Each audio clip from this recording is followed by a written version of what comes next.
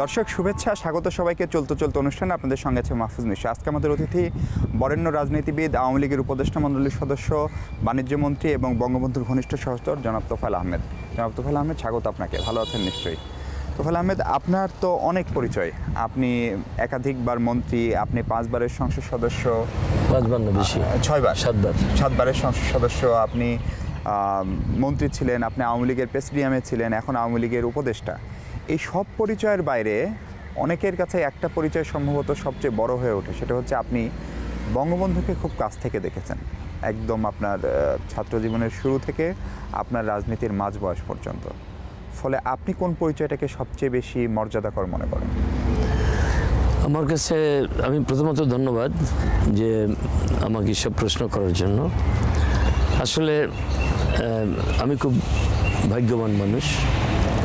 একটা পাড়াগাঁয়ের ছেলে, আমি একটা গ্রামের থেকে উঠে এসেছি। সেখান থেকে এসে আমার জীবনের সবচেয়ে বড় প্রাপ্য হলো জাতির জনক বঙ্গবন্ধুর স্নেহ পাওয়া। আমার জীবনটা তার স্নেহে ধন্য।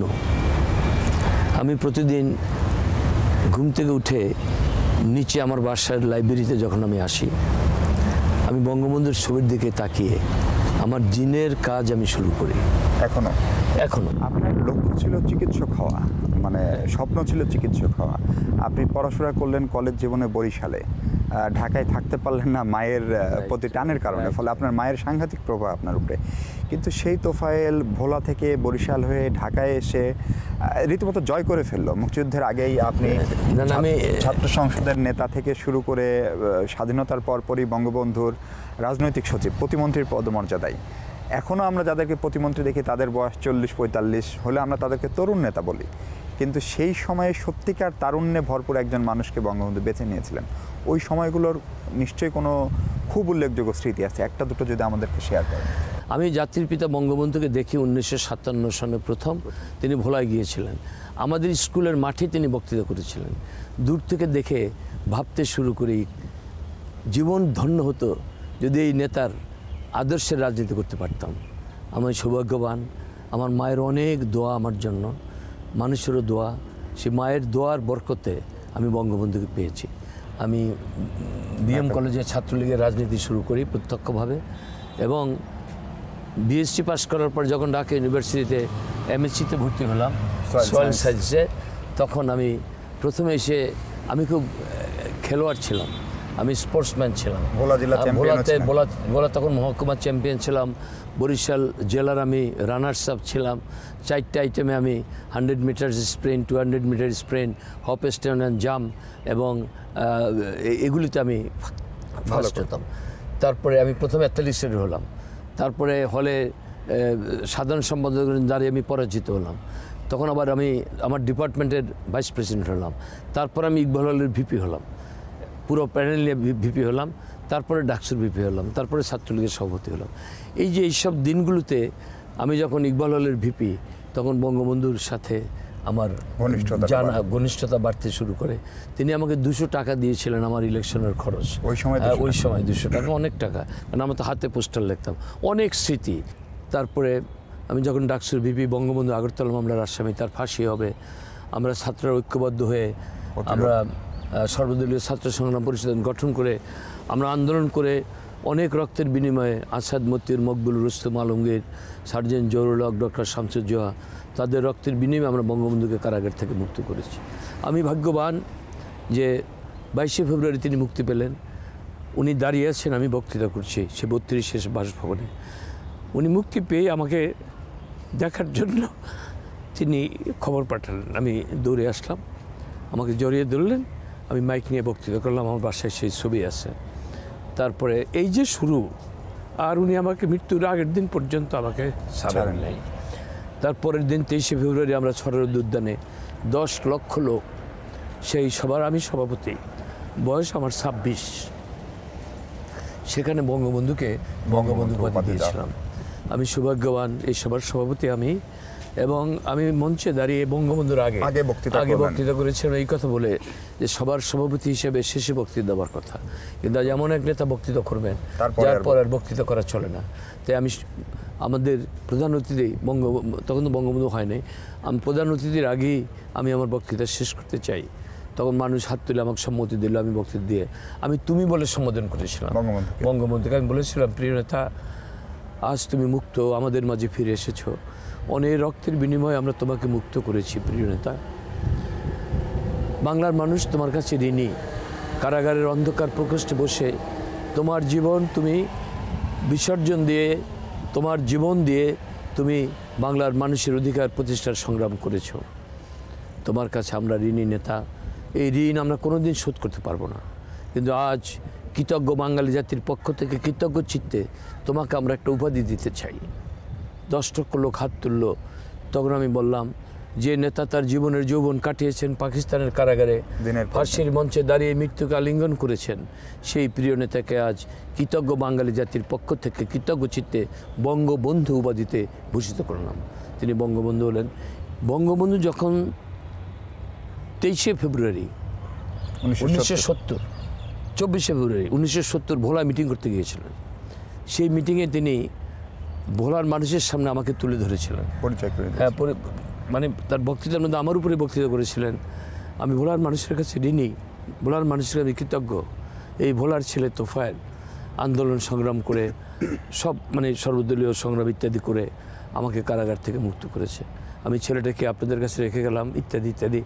আমার উপর অনেকক্ষণ বক্তৃতা করেছে। আমি মাথা নিচু করে আমার চোখে পানি পড়েছে যে একজন এত বড় এখন মহান নেতা, আমি একটা সামান্য ছেলে, তার উপরে তিনি বক্তৃতা করতেছেন।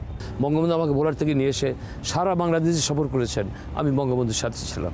বঙ্গবন্ধুর আগে আমি বক্তৃতা করতাম, বঙ্গবন্ধু ছোট বক্তৃতা করতো, বলতো, ভাইয়েরা আমার, আমি যদি আপনাদের জন্য আমার জীবনের যৌবন কারাগারে কাটাতে পারি, আমি যদি ফাঁসির মঞ্চে দাঁড়িয়ে মৃত্যুকে আলিঙ্গন করতে পারি, তাহলে আমি কি আপনাদের কাছে একটা ভোট চাইতে পারি না? মানুষ 2 হাত তুলতো, বক্তৃতা শেষ। আর তার আগে তিনি এক সভায় যাইতেন, আমি অগ্রিম যাইয়া বক্তৃতা করতাম, তারপর বঙ্গবন্ধু আসতেন ইত্যাদি। তারপরে এমএনএ হলাম, তারপরে ৭১ যুদ্ধ, মুক্তিযুদ্ধ, তারপরে 9 মাস তিনি পাকিস্তানের কারাগারে বন্দী, জেলের মধ্যে ফাঁসির কার্যকর করার জন্য তাকে কবর করা হয়েছিল। কবরের পাশে দাঁড়িয়ে তিনি মৃত্যুকে আলিঙ্গন করেছিলেন, এত বড় নেতা। তারপরে তো 10ই জানুয়ারি ফিরে এলেন। 10ই জানুয়ারি ফিরে এসে তিনি 12ই জানুয়ারি প্রধানমন্ত্রী হলেন। আগে তো রাষ্ট্রপতি ছিলেন, এবং 14ই জানুয়ারি আমাকে 29 বছর বয়সে তিনি প্রতিমন্ত্রীর মর্যাদায় আমাকে রাজনৈতিক political secretary of the prime minister আমাকে করলেন। এবং পুরানো পল্টন আওয়ামী লীগ অফিস থেকে বক্তৃতা আমার নাম বললেন যে তোফায়েল কাজকে আমি আমার পলিটিক্যাল সেক্রেটারি করেছি। একজন মানুষ সারা জীবন মানুষকে সাহায্য করে গেছেন, দুর্দিনে মানুষের পাশে দাঁড়িয়েছেন, কিন্তু সাহায্যের খবরটা নিজের ডাইনাতেরটা বাম হাতকে বলতেন না। যেমন আমার কাছে ওনার অর্থ থাকতো পলিটিক্যাল সেক্রেটারি হিসেবে, উনি যাকে বলতো আমি তাকে দিতাম। আমি নাম লিখতাম পুরা। যেমন আজকে বলি, মাওলানা আব্দুল হামিদ খান ভাসানী সাহেবকে তিনি মাসে মাসে 20,000 টাকা পাঠাতেন, কিন্তু একদিন খাতাটা আমি যখন দেখাতে নিয়ে গেলাম, দেখে তিনি আমার উপর অসন্তুষ্ট হলেন। কেন লিখেছো? কেন তুমি এরকম লিখেছো? তাই বললাম, আমি তো ঠিকই লিখেছি। ঠিকই লিখেছো, ঠিক আছে, কিন্তু এই কথাটা যদি কারোর হাতে যায় তাহলে সে দেখবে যে আমি কাকে সাহায্য করতেছি। আমি তো এটা চাই না। তাই আমি কীভাবে লিখবো? তখন আমাকে দেখিয়ে দিলেন MB MA মাওলানা বিতে ভাসানী। যেমন আমাদের রাজ্জাক ভাইকে সংগঠন করার জন্য, জিলুর রহমান সাহেবকে, জিলুর ভাইকে সংগঠন করার জন্য, সাজদা আপাকে সংগঠন করার জন্য মাসে মাসে একটা টাকা সংগঠিত করার জন্য আমি তাদের নাম লিখতাম। তখন থেকে আমি আর পুরা নাম এইভাবে তিনি এই মহান নেতাকে তার দেশের মানুষ সপরিবারে হত্যা করলো এবং নৃশংসভাবে হত্যা করলো, এবং তারপর থেকে আসলে বাংলাদেশের উল্টো পথে যাত্রা শুরু হয়েছিল। সেই ঘটনার সাক্ষী আপনি, এবং পরবর্তীতে সেজন্য আপনাকে দীর্ঘদিন জেলও কাটতে হয়েছে। সেই গল্প শুনবো, তার আগে ছোট্ট একটা বিরতি নিতে চাই। দর্শক, ছোট্ট একটা বিরতি, এ পর্যায়ে কথা বলবো তোফায়েল আহমেদের সঙ্গে। আমাদের সঙ্গে থাকবেন নিশ্চয়ই।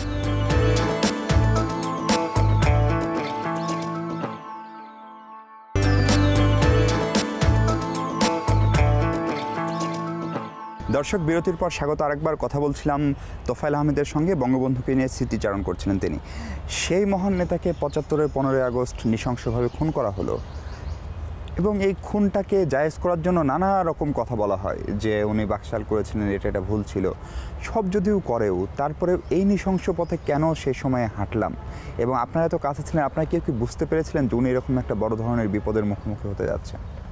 না, এটা কেউ বুঝতে পারে নাই, কিন্তু বঙ্গবন্ধুকে অনেকেই সতর্ক হবার পরামর্শ দিয়েছিলেন, কিন্তু বঙ্গবন্ধু কখনো বিশ্বাস করতেন না যে বাংলাদেশের মানুষ তাকে মারতে পারে। কারণ দেখুন, আমি বঙ্গবন্ধুর সাথে ইসলামিক সম্মেলনে গিয়েছিলাম ৭৪-এ লাহোরে।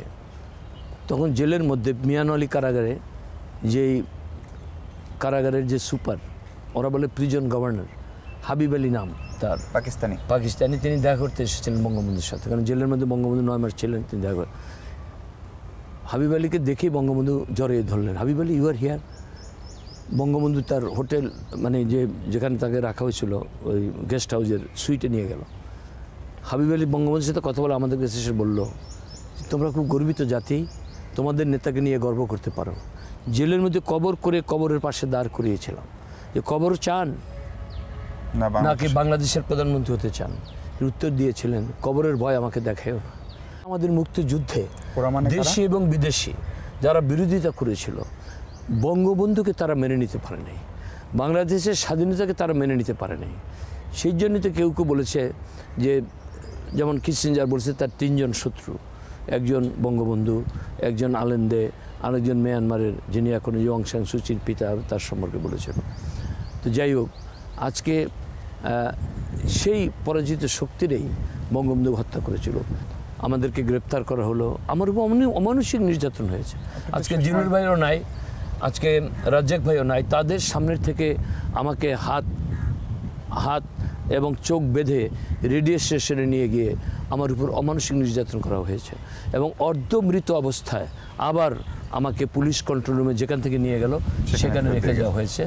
তারপরে ডাক্তার এনে আমার চিকিৎসা করা লাগছে। তারপর দিনই আমাকে ময়মনসিংহ কারাগারে নিয়ে ফাঁসির আসামিকে যেভাবে রাখে, কন্ডেম সেলে আমাকে সেখানে রাখা হয়েছে, কারণ ওই কারাগারে তখন ওই স্বাধীনতা বিরোধীরা ভর্তি কেবলমাত্র, তখন আমাকে ওই ফাঁসির আমি 3 মাস সূর্যের আলো আমি দেখিনি, আমাকে দেখতে দেওয়া হয়নি। আমরা যখন 81 সনের সম্মেলনে আমাদের প্রিয় নেত্রী শেখ হাসিনাকে সভাপতি করলাম সর্বসম্মতিক্রমে, তিনি যদি সভাপতি না হতেন আজকে আওয়ামী লীগ এই অবস্থা আসতো না। 17ই মে আমরা 13, 14, 15ই ফেব্রুয়ারি সম্মেলন করেছি। 17ই মে তিনি ফিরে এসেছেন, ঝড় এবং বৃষ্টির মধ্যে আমরা তাকে বরণ করে নিয়ে স্লোগান তুলেছিলাম, ঝড় বৃষ্টি আধার রাতে শেখ হাসিনা আমরা আছি তোমার সাথে। এই যে স্লোগান দিয়ে তাকে আমরা নিয়ে নিলাম, এবং এই যে এখানে শেরেবাংলা নগরের মানিক মেহমুনিতে তিনি বক্তৃতা করছেন ক্রন্দনরত অবস্থায়, এবং বলেছিলেন যে আমি আপনাদের কাছে এসেছি, আপনাদের, আমার বাবা নাই, আমার মা নাই, আমার ভাই নেই, আমার কেউ নেই, আপনারাই আমার সব, আপনাদের জন্য আমি এসেছি, আমার জীবনটা আপনাদের জন্য উৎসর্গ করতে চাই। আজকে তিনি ধাপে ধাপে সেই আওয়ামী লীগকে আজকে শক্তিশালী করে বর্তমান অবস্থায় নিয়ে এসেছেন। 21 বছর পর 96 ক্ষমতা এসে বঙ্গবন্ধুর হত্যার বিচারের কাজ শেষ করে, মানে শুরু করেছেন, তারপর আবার 9 ক্ষমতা এসে শেষ করেছেন, যুদ্ধ অপরাধীর বিচারের কাজ করেছেন, এবং আজকে যে আন্তর্জাতিক বিশ্বে বাংলাদেশ মর্যাদা, এই যে G7-এর আউটরিচ সম্মেলনে তিনি যে গেলেন, তাকে যে মর্যাদা দেওয়া হয়েছে বাংলাদেশে কেউ পায় নাই।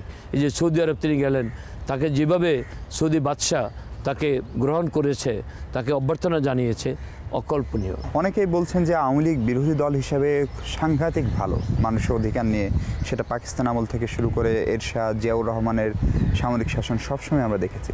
টানা 2 মেয়াদে ক্ষমতায় থাকার কারণে কি সে আওয়ামী লীগ সাংগঠনিকভাবে খানিকটা? না, আওয়ামী লীগ সাংগঠনিকভাবে অতীতের যে কোনো সময় থেকে শক্তিশালী। এখন ধর আমাদের ইউনিয়ন কাউন্সিল ইলেকশন হয়েছে, নিজেদের একজনকে মনোনয়ন পেয়েছে, কেউ মনোনয়ন পায় নাই, হয়তো এখানে লোকালি কিছু ভুল বোঝাবুঝি হয়েছে, কিন্তু সাংগঠনিক দল হিসাবে আওয়ামী লীগ তো নেতার দল না, আওয়ামী লীগ কর্মীর দল। কিন্তু ধরেন বঙ্গবন্ধুর আওয়ামী লীগ, শেখ হাসিনা আওয়ামী লীগ, সেখানে কখনো কখনো কি আমরা আরেকজন তোফায়েলকে উঠে আসতে দেখছি না? ফলে আপনার অনেক কলিগ, সেটা পার্লামেন্টের কলিগ বা ক্যাবিনেট কলিগ, তারা ছাত্র রাজনীতি করেননি, মানে একদম ভোলা থেকে উঠে আসা, কিংবা ধরেন একদম এরকম তৃণমূল থেকে উঠে আসা নেতৃত্ব ইদানিং কি একটু কমে যাচ্ছে? এটাকে আমাদের সামগ্রিক রাজনীতির একটা স্কলন। আমাদের রাজনীতিটাকে তো একজন সামরিক স্বৈর শাসক দম্ভুক্তি করেছিল জিয়াউর রহমান, যে আমি রাজনীতিবিদদের জন্য রাজনীতি কঠিন করে দিয়ে যাব, I will make politics difficult for the politician. আসলেই ডিফিকাল্ট করে দিয়ে গেছে, কারণ আজকে আমাদের ছাত্র সংসদের ইলেকশন হয় না। আজকে এই এতদিন যদি একটা ইলেকশন হতো, প্রত্যেক বছরই একজন ভিপিজিএস হতো, অন্তত তাদের মধ্যে 1/4 যদি নেতা হতো, তাহলে তো অনেক বড় নেতা হয়ে যেত। এটা এগুলো অনেকগুলো ব্যর্থ আমাদের দেশে আছে, এতে কোনো সন্দেহ নাই। আর তাছাড়া এখন আমাদের আধুনিক যুগ, আমাদের এখন ডিজিটাল বাংলাদেশ প্রধানমন্ত্রীর স্বপ্ন ছিল। ডিজিটাল বাংলাদেশ এখন আর স্বপ্ন না, এটা বাস্তব। আমরা মধ্যমের দেশ হব স্বপ্ন ছিল, এটা স্বপ্নের বাস্তব। 2007 সালের সময় আমরা দেখেছিলাম যে এক ধরনের গুঞ্জন ছিল যে আপনি আপনার অন্য সহকর্মীদের সঙ্গে, জনাব সুরঞ্জিত সেনগুপ্তের সঙ্গে আপনার কি আসলে কখনো শেখ হাসিনার বিরুদ্ধে অবস্থান এটা আমি কোনোদিনই না। কারণ যদি আমি তাই যদি করতাম, তাহলে আমি আসামি হতাম না, আমার মেয়েটি আসামি হতো না, আমার স্ত্রী আসামি হতো না। আমি যেদিন জননেত্রী শেখ হাসিনা গ্রেপ্তার হন, ওই দিন থেকে জিল্লুর রহমান সাহেবের কাঁধে কাঁধ মিলিয়ে আমি কাজ করেছি। কারণ তখন আমাদের অনেকেই দেশে ছিলেন না, বা যারা ছিলেন তারাও চলে গেছেন। আমি ছিলাম, এবং আমি আওয়ামী লীগের মুখপাত্র হিসেবে প্রেস ব্রিফিং করতাম। আমি 14 দলের সমন্বয়ক হিসেবে প্রেস ব্রিফিং করতাম। এমনকি আমার নামে যখন মামলা দিল, 58 লক্ষ টাকার জন্য প্রথম মামলা দিল, এই যে জেনারেল মাসুদ, পরবর্তীকালে হাই কমিশনার অস্ট্রেলিয়া, সেই কাগজটা ছুঁড়ে ফেলে দিল যে তোফায়েল আহমেদের মতো লোকের নামে 57 লক্ষ টাকার মামলা। তারপরে যে আমি ভোলায় আমার একটা কমপ্লেক্স আছে, মায়ের নামে হাই স্কুল, মায়ের নামে কলেজ, মায়ের নামে হাসপাতাল, মায়ের নামে এতিমখানা, মায়ের নামে জামে মসজিদ, মায়ের নামে বৃদ্ধাশ্রম, এইগুলির যে টাকা আমার বন্ধুবান্ধব সাহায্য করতো, ব্যাংকে জমা হতো, এই টাকার থেকে মিলে আমার যত অ্যাকাউন্ট, টাকা নাই ব্যাংকে, কিন্তু এইটা মিলে আবার 1,83,00,000 টাকার জন্য আমার বিরুদ্ধে, আমার স্ত্রীর বিরুদ্ধে, আমার মেয়ের নামে মামলা দিল। এবং কোর্টে তখন বেল দিতে শুরু করলো। আমরা কোর্ট থেকে বিল নিয়ে আমার উপর অনেক আমি একমাত্র লোক যে তত্ত্বাবধায়ক সরকারের সময় আমাকে বিদেশ যেতে দেয়নি। সুতরাং কে কী করেছে তা না, আমি নিজে জানি। আই নো মাইসেলফ, আমি আমার নিজেকে চিনি।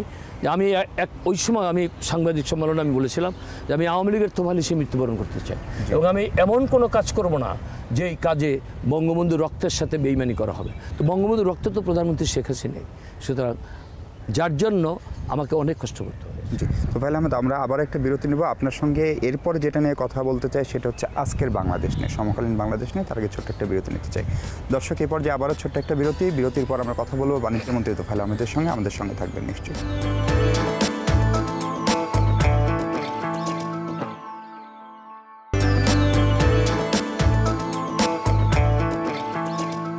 দর্শক, স্বাগত আরেকবার। কথা বলছিলাম তোফায়েল আহমেদের সঙ্গে।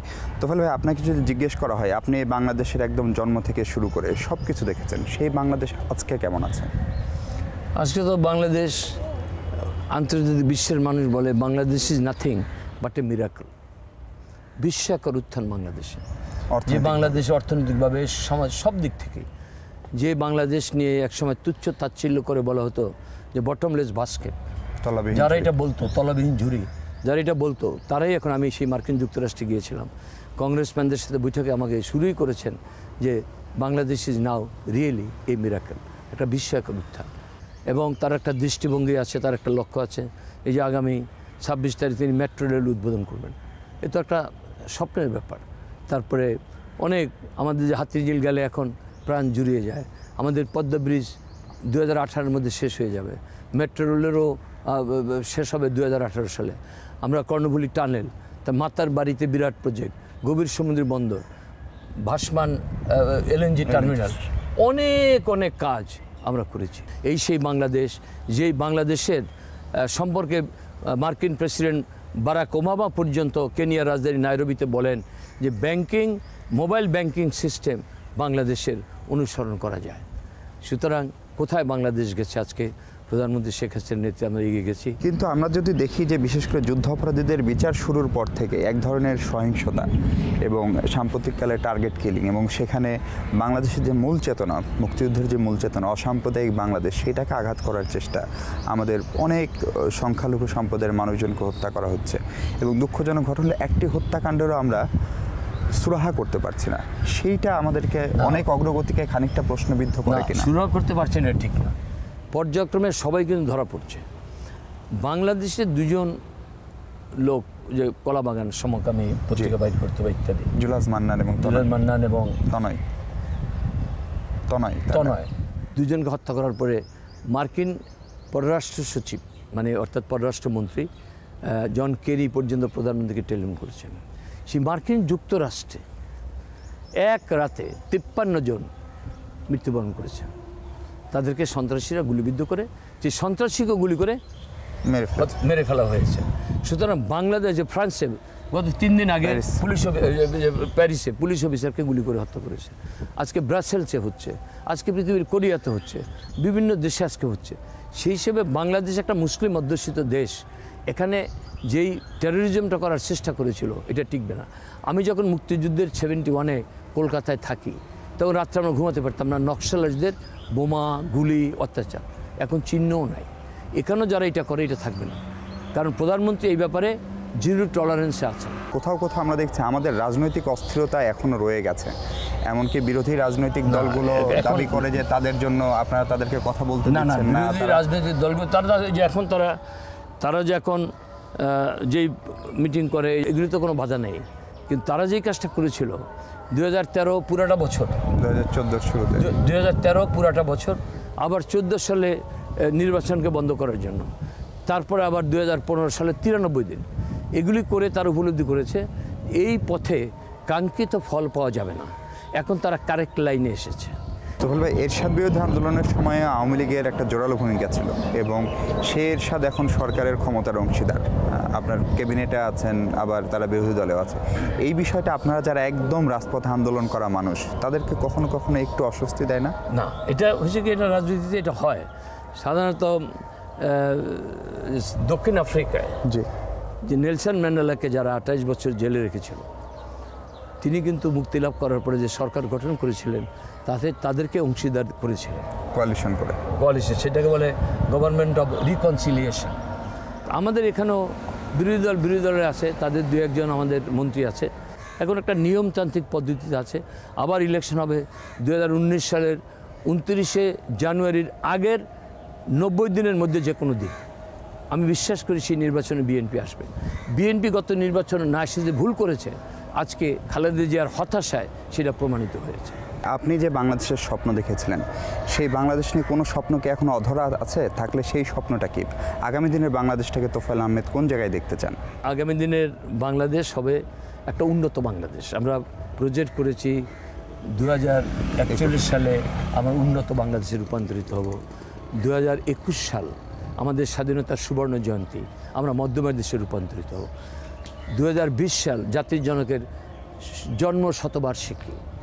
এই বাংলাদেশ একটা ভিন্ন বাংলাদেশ হিসাবে প্রধানমন্ত্রী শেখ হাসিনার নেতৃত্বে আমরা দেখতে পাবো। এটাই আজকে আমাদের প্রত্যাশা। আপনাকে অনেক ধন্যবাদ তোফায়েল আহমেদ আমাদের সময় দেওয়ার জন্য। দর্শক, শেষ করছে আজ কথা হবে পরবর্তী পর্বে নতুন কোনো অতিথির সাথে, নতুন কোনো বিষয় নিয়ে। সে পর্যন্ত ভালো থাকবেন সবাই।